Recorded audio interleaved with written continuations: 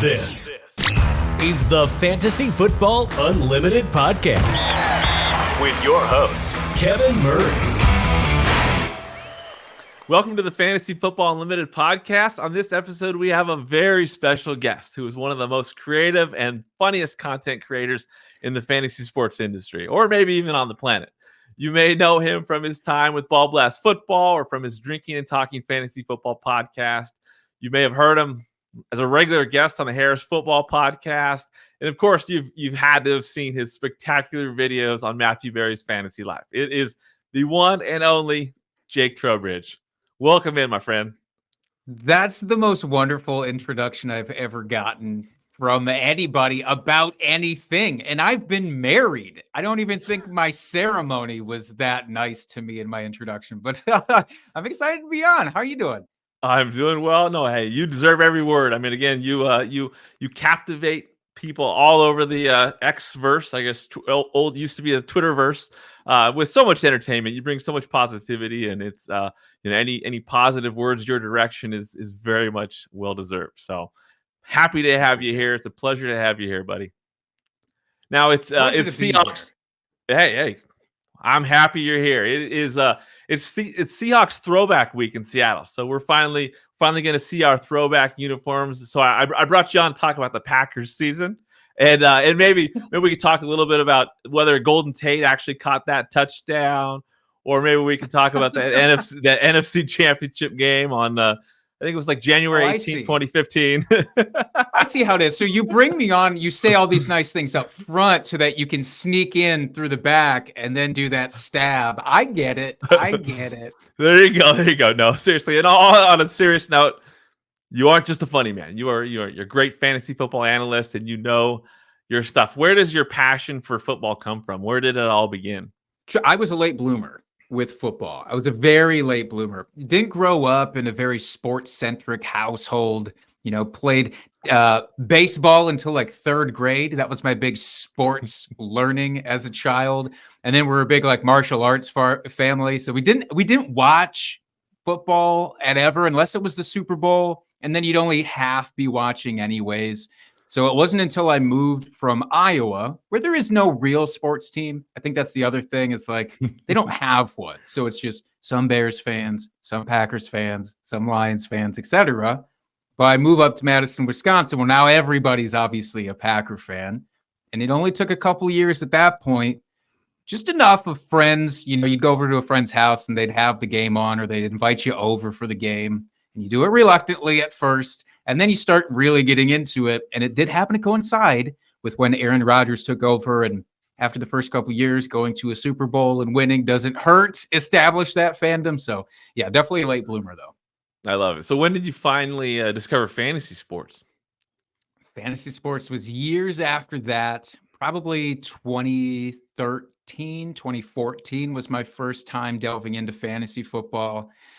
I got tired of my friends talking about fantasy football in this league that they were all in together, and feeling like, well, I guess I'll just sit over here and think and twiddle my thumbs, I suppose, while you guys are talking about all this stuff.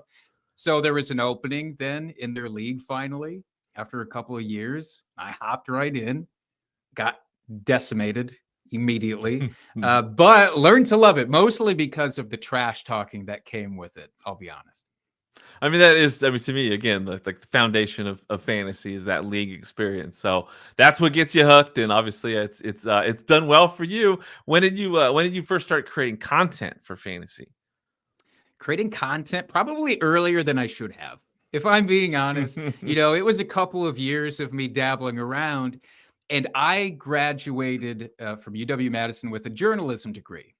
I was like, well, how do I put this journalism degree to use? And I'd been kind of doing odds and ends jobs at that point with my writing. I was like, well, I could write about this, certainly. And I knew a bunch of places were looking for writers, so submitted a bunch of things. It was terrible. From a real fantasy football analysis standpoint, I know it was terrible. I don't dare go back and reread those things. But the first couple of years was just writing articles for whoever would have me. Lots of waiver wire articles.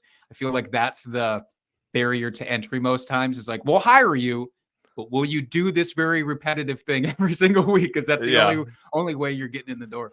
But that's what I did, and it wasn't too far after that.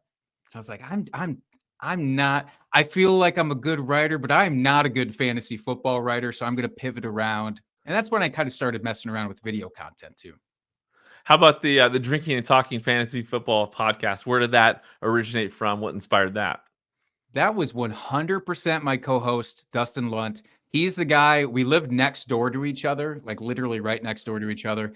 He's one of my friends who was in this fantasy league initially, who was trying to get me involved with doing this.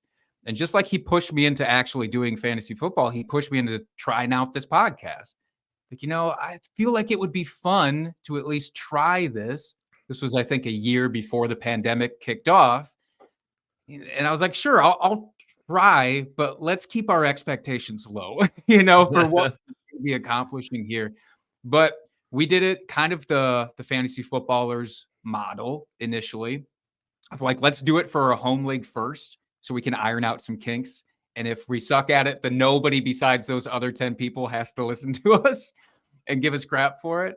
And then we did that the first year, and then pushed through the next year. And like, all right, let's do this legit. That's awesome. So, and then what led to BallBlast Football, and what was your experience like with them? Obviously, Canton and Michelle Majuk are amazing.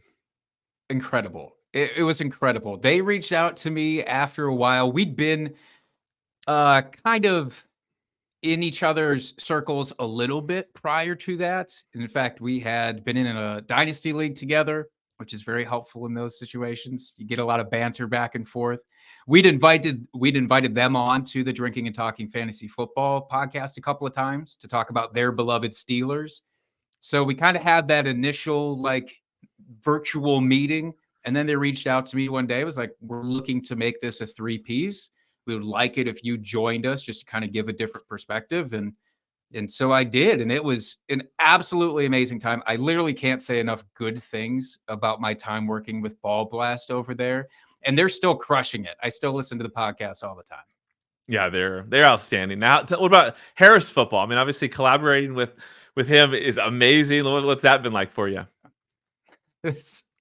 It's arguably too much fun. Nobody should be allowed to have that much fun in the segments that I do with him. And I'm just brought on thankfully, I'm brought on for the section that is meant to just be goofy and filled with banter, because we do DFS segments with DraftKings every week, where basically we set a lineup together. We set separate lineups together and then just banter about it. But the guy is just so... I don't know how you can be that professional, but still be that entertaining. That's a balance that I haven't quite figured out. I think I lean one direction too far, potentially. But man, it's a riot every time. Yeah, he's great. Now, obviously, Matthew Berry's Fantasy Life, you're doing some great things with them. What's your experience been like working with that incredible crew? I mean, obviously, they are ascending in the fantasy industry. What's it been like working with them? It's humbling. It's super humbling. I come from the Midwest, so it's already hard enough for me to like self-value wise be like, I'm really good at this thing. But then you go into this whole upper echelon with literally the creme de la creme here. I mean, we're talking about the godfather of fantasy football, Matthew Berry. Getting that initial contact was already crazy. To have him reach out and be like, hey, you wanna do this? So that was already insanely humbling. But then everybody that they've assembled, it's nice. I finally think I understand the whole iron sharpens iron concept now after being with them. It's like, man, I want to raise my level up so it can at least hold my own with all of these people, right? Like, probably never going to surpass them, but if I can at least hold my own, I'll feel comfortable with it. So it's been amazing. Everybody's super supportive. My videos, they're big swings. So to have people like that who are super supportive kind of behind you makes it a lot easier. Yeah, I mean, it's clear Matthew thinks the world of you in regards to your comedy and what you bring to the table. So it's fun to see it all unfold for sure. Now, you indeed have that journalism degree. Did you ever envision yourself doing the things that you're doing in the fantasy space?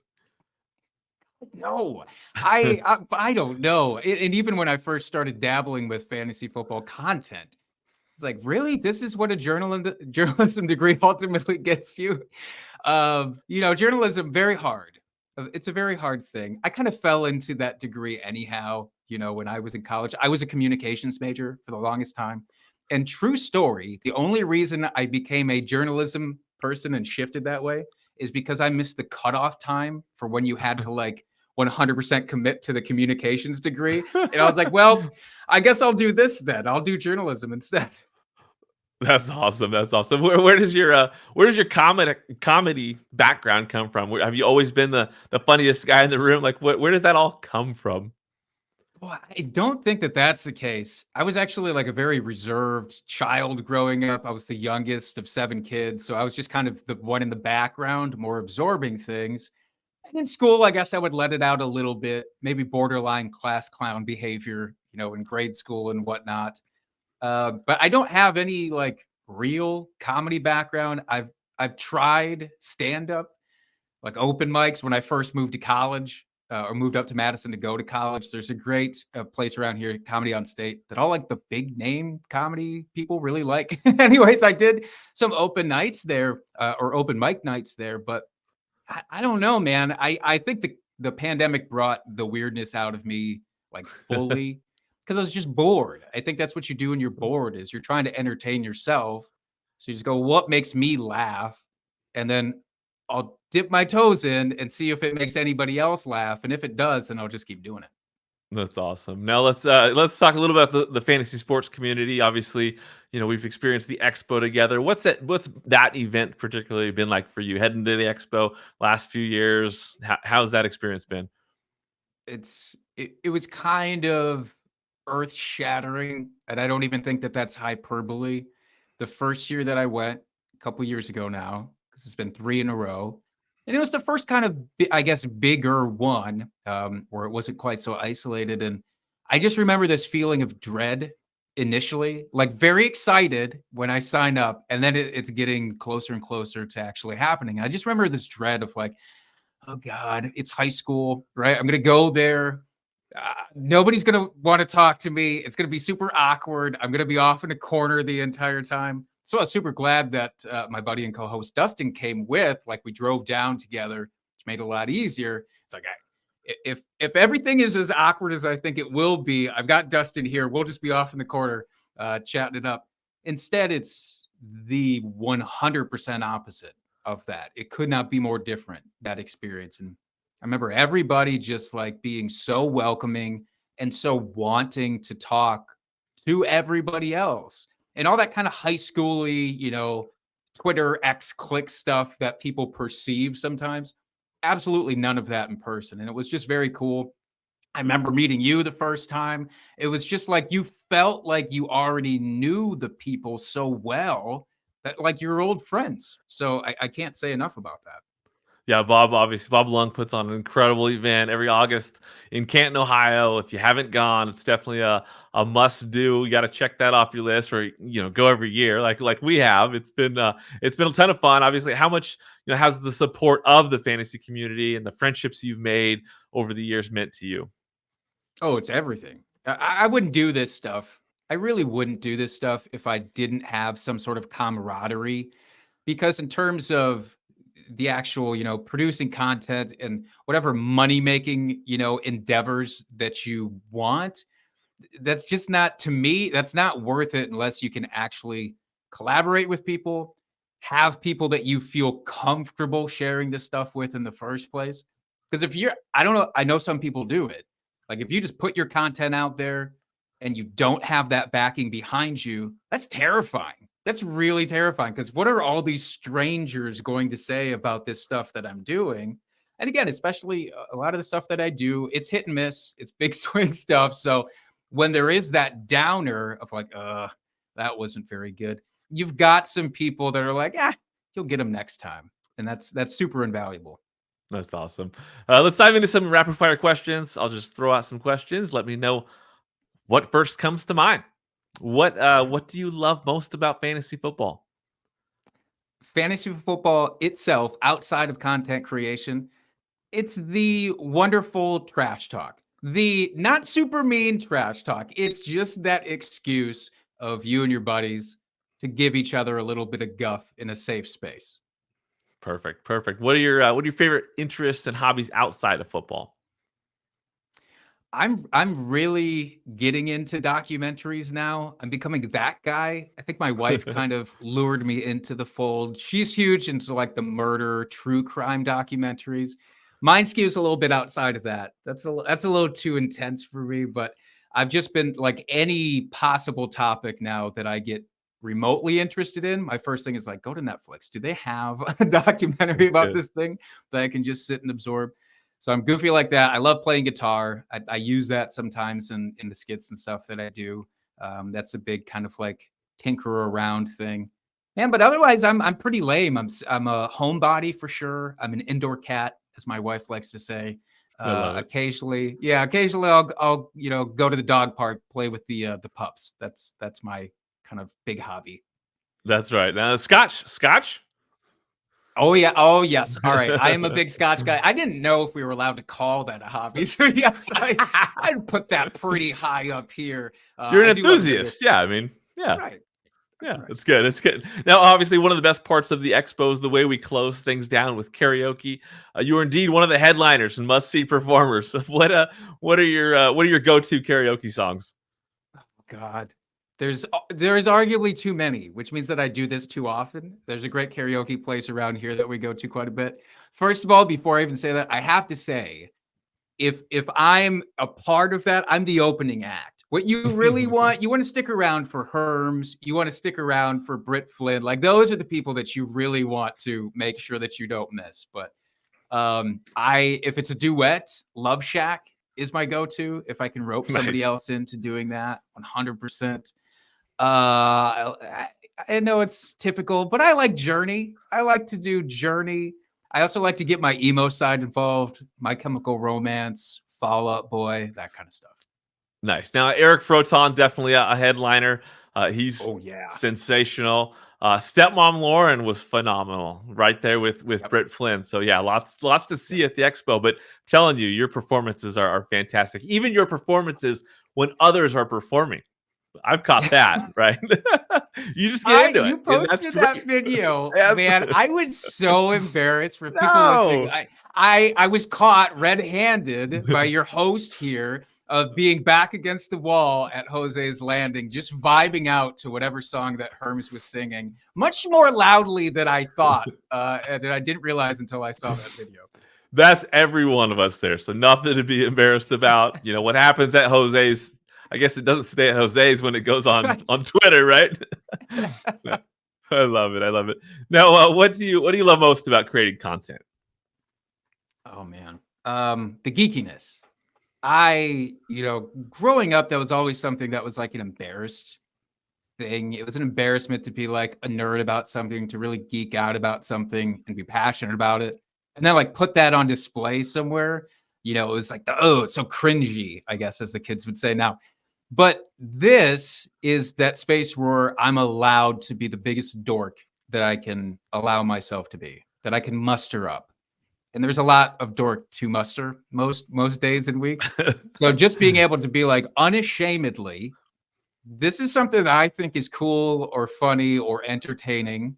And I hope you do too. But that like confidence boost that you kind of get out of doing it, over and over again, definitely wasn't. I didn't always have this positive feeling about it. I definitely had a lot of kind of initial embarrassment when I first started doing this stuff. But yeah, it's just so fun to have this be, I guess, a level above a hobby of just like, it's super fun for me to do. And I don't have to feel like, I got to do another thing, Yeah.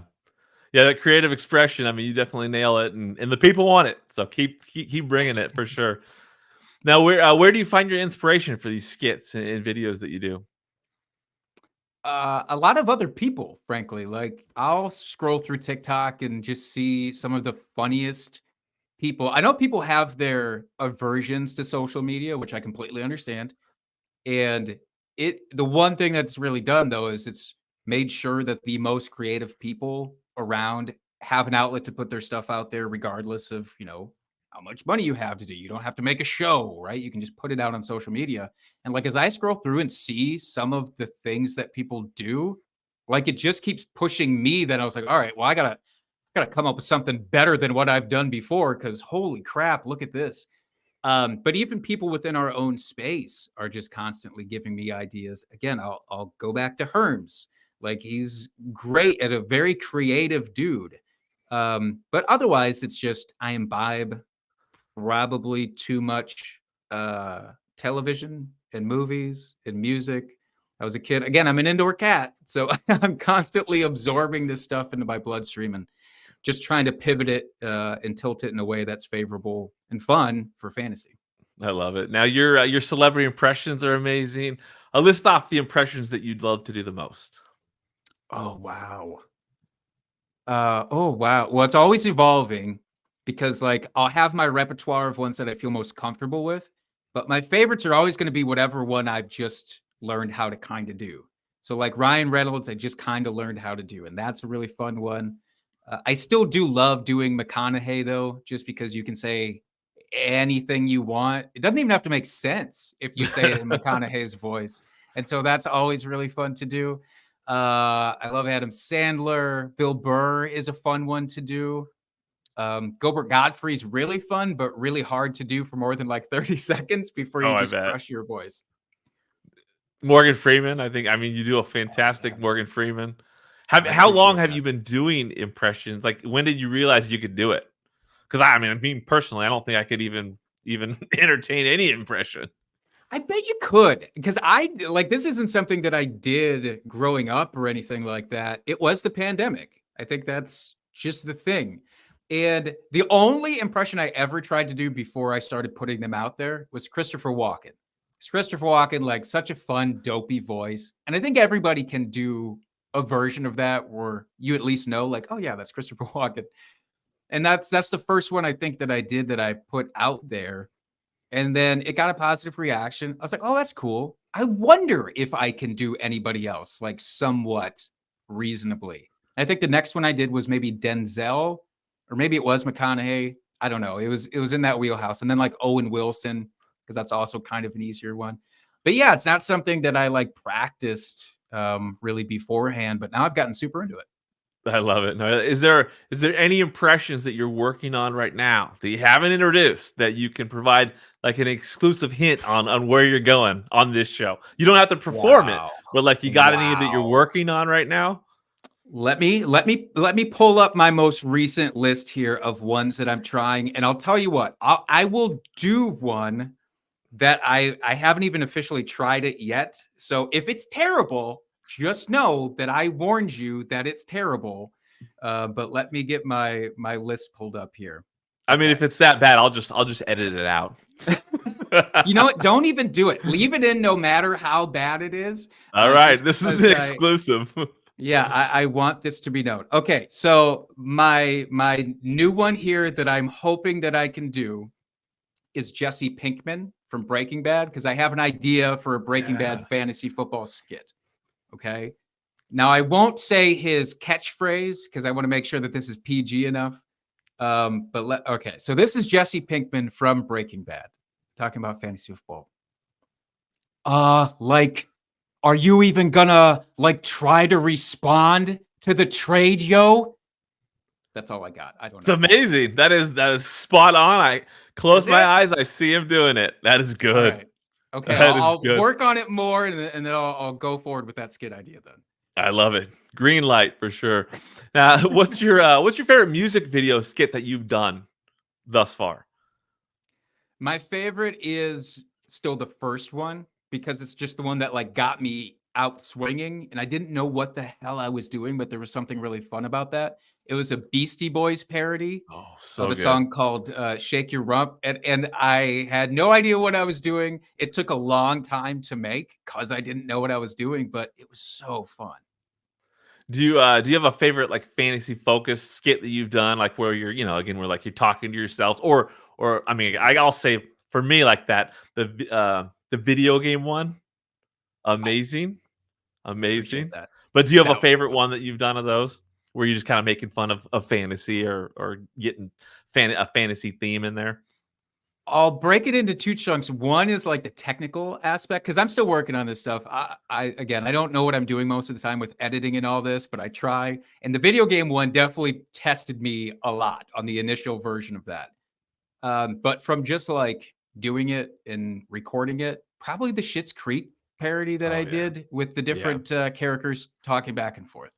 Yeah, that was incredible. Now, are you having fun doing these press conference videos? Because I actually do, like, I have some characters that I'll do for my own home league press conference style, and I love it because you can do so much with that. You've been doing those with Fantasy Life. They're phenomenal. How much fun are you having with that? So much. And I get to use like a green screen, and that's, I don't know, maybe my favorite part about it. There's something dopely like heartening to me of like, I get to use a green screen. That means I'm kind of like a real actor person now because they use green screens. It is fun, and it's a nice way to poke fun at myself, because most of the stuff that I come up with is truly like, this thing happened to me in one of my fantasy leagues. It's normally something bad, and I'm going to talk about it, and I'm going to kind of vent a little bit, but also poke fun at myself. So yeah, it's so much fun. Hopefully people don't get tired of these, because I'm not tired of making them yet. Yeah, I say keep going with those for sure, because I'm huge on the fantasy league experience and like league engagement. And to me, like a press conference style video that people do in their leagues or the commish does. I mean, that's one of the most easy ways to just create some fun in your league. So the more it's out there, the more you're doing with those, I think the more you'll inspire leagues to start doing that kind of stuff. And there's nothing better than kind of trash talking through a character. I mean, you're getting your point across. They know where it's coming from, but if it's a character, you can kind of hide it in there. And I think they're awesome. So keep doing those for sure. Thank you. I appreciate that. Now, do you have like a main home league, like a favorite home league experience? Oh yeah. It's still the original one that I joined all these years ago. It's still up and running. It is, and I didn't know any better for the longest time because it was the only league I was in for at least a couple years. The settings in this thing for scoring are so outlandish now that I have all these other outside experiences. Let me give you the list of the settings here that people's minds just tend to explode when I go through this. So one, you can only pick up, it used to be 10, now 12 waiver wire ads throughout the entire season. 12 ad drops, that's it. You can only make one trade per season. This is a redraft league. You can only make one trade. Quarterbacks get dinged -3 points per sack. There's also -5 points per fumble for any player. Oh my gosh. It's outrageous stuff. And like, if I hadn't been in this league all along, there's no way I would join this league now. But it is kind of adds that extra layer of fun to it. Is there like a growing like inside the league, like we need to change these settings, or does everyone embrace it for its craziness? Oh, nobody embraces it besides the commissioner, really. I mean, we do because we're forced to, and against the home league, you'll never leave the home league. But we nudge the commissioner every single offseason of like, hey, do you think maybe we could add? And that's how we got 2 extra waiver wire ads. It's like we just broke them down. Just make it 15, make it 20. We can do little baby steps forward here. So we still have those things that we nudge him on, and he's reluctant most of the time, but maybe one day. That's amazing. Now, do you guys get together for a live draft? We do. Yeah. Every year we do the live draft. It's almost never that everybody can make it. I always do it on Labor Day weekend, typically on the Monday on actual Labor Day. So it's normally like 70 to 80% of the people make it for the live draft. I wish it was everybody, because there's no better, in my opinion, no better experience than that actual draft in your home league with all your buds. Again, the trash talk gets ramped up like crazy, which it doesn't stop us if the person's not there either. We just put it into the group chat then, which is still fine. Yeah. But yeah, just that sitting back, chilling, talking about non-fantasy things too, obviously in the draft. But yeah, it's so fun. I love it. Now, as a contributor with Matthew Berry's Fantasy Life, I'm sure you have an opinion on last place punishments, or is there a favorite idea that you have, something that you love to see or have done, or something that you would never do, but you think is a ton of fun for fantasy? Oh, I know the one that I would never do. And it's the thing of where you recreate the ESPN body issue and you Yeah. make that into a calendar. Oh, there's no way that that would ever be in a league where I'm in, at least not for long. But the people who are dedicated to it and okay doing it and are confident doing it, like that's a heck of a punishment to actually see put out there. I will say there is one that's forthcoming from Fantasy Life because we have an actual punishment generator, Yeah. which we use in our own league. We have an eliminator league that everybody in Fantasy Life's in. So every week the lowest score gets eliminated, and then that lowest score has to go out and do one of these punishments. The Buffalo Wild Wings sponsored wheel of punishment, so to speak. And there's one. Cooter Doodle is just the mastermind of all of this. And if you don't know who Cooter Doodle is, go find her on social media because incredible. But she puts all these into this wheel basically. And the most recent one was like, you have to go to a movie theater with a Ziploc baggie full of spaghetti and ask what their spaghetti policy is and film it and put it out and like their reaction. I don't know where she comes up with most of this stuff. I think that's an Always Sunny reference, but just ridiculous stuff. That's amazing. And that's the thing with last place punishments is there's no limit like to where this is going in the future. All the creative minds out there, it's getting worse and worse and worse, which is so entertaining to see from the outside looking in, obviously. Oh yeah. Now, sure. do you have favorite settings or formats that you prefer to play in? I'm mostly agnostic in that way, but I have really started to develop a love for Superflex. And I don't know if it's because I'm so bad at predicting quarterbacks or because I think that I'm so good at it. I'm like, let's bring more of that into the action. I don't think I actually am good at it, but I definitely find myself gravitating towards Superflex or 2 quarterback leagues. Yeah, it's definitely a fun way to do it. If you haven't done it, it's definitely something that you want to at least dabble with and see if you like it. Now, have you experienced some challenges, thus far? Are there big challenges that you've experienced while creating content that have, I guess, gotten in your way a little bit? It's mostly internal stuff. It's mostly that gnawing voice of like, is this really good enough? Like, is this something that anybody besides you is actually going to like? There's still a lot of that voice. So normally I have to put it out into the sort of internal group and be like, is this anything? And then hopefully I get the thumbs up, or I get never a thumbs down, but like a maybe not. The nice way of saying it. But it is mostly that in terms of blockades. I mean, otherwise it's mostly things that you can probably Google, right? Like, I don't know how to do this thing with editing or filming or whatever. Like, I'll just Google my way through it and hope that I find the answer. But yeah, otherwise it's just kind of whatever my bizarre internal limitations happen to be. Well, what have you learned about yourself for the last 5 years? I've learned that the Midwestern me, oh shucks, I hope everybody likes this, but also oh shucks, I'll never accept a compliment about it. Those two things are constantly at odds of like, I know why I do this. Like, I make content.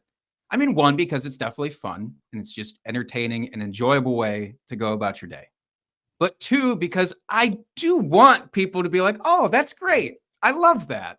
But even saying that out loud just right now is, it makes me like quiver with how bad that is. But yeah, I think it's a pretty natural thing for most people too. I think that's why a lot of people, if you create any sort of content, written, video, or otherwise, it's probably because you do want some sort of positive reaction coming back your way. I love it. No, it's true. It totally makes sense to feel the way you feel, but truly, like, you are outstanding with what you do, and you bring so much joy and happiness to people. Accept it. I appreciate that, but I'll never accept it. You'll never be able to accept that compliment. Now, can you name a person in the industry that you would love to watch a game with, just to hear their insight and perspective on football? Yeah, I would love to watch a game with Ian Harditz. I think it's twofold. One, he's an incredibly smart guy.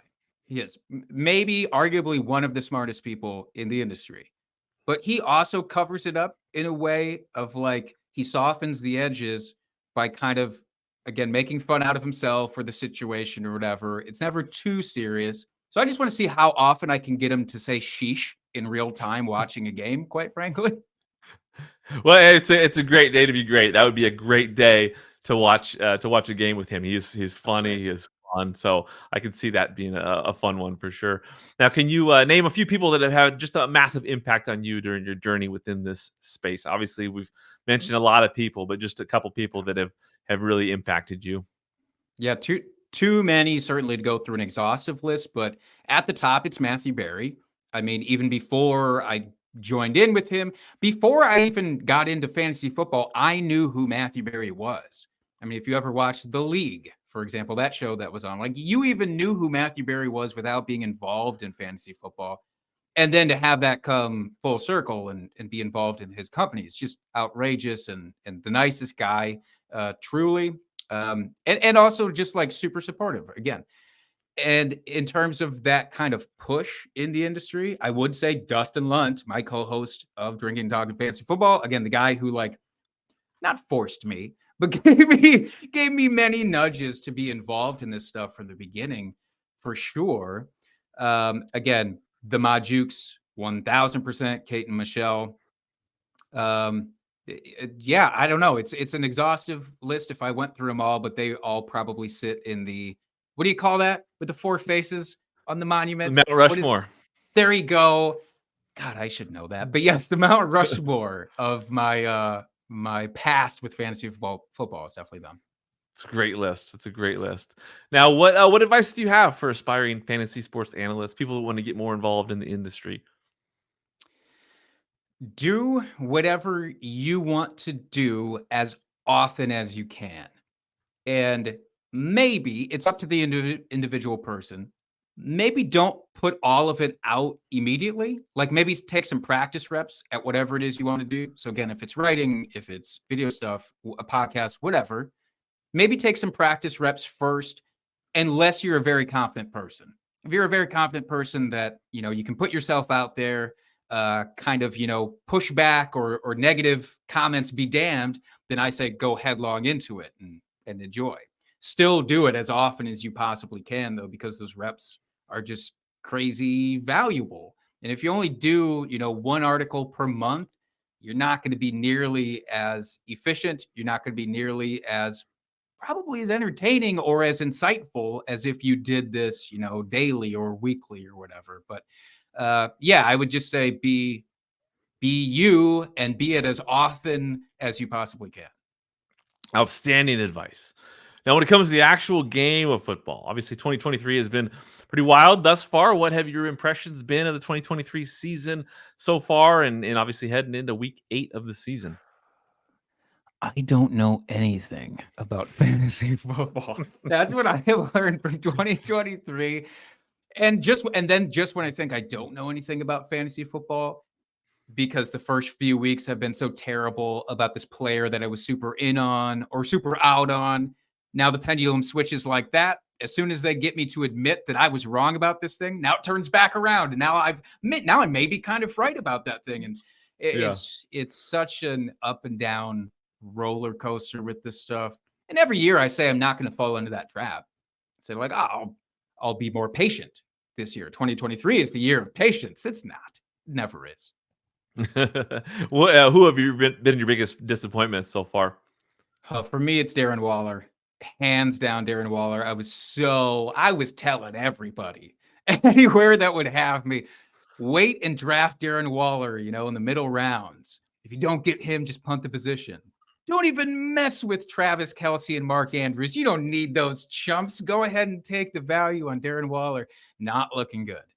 Not at all. But he had a great week 7, right? And like he could have a strong second half of the season, and you were right. So that's how it goes, right?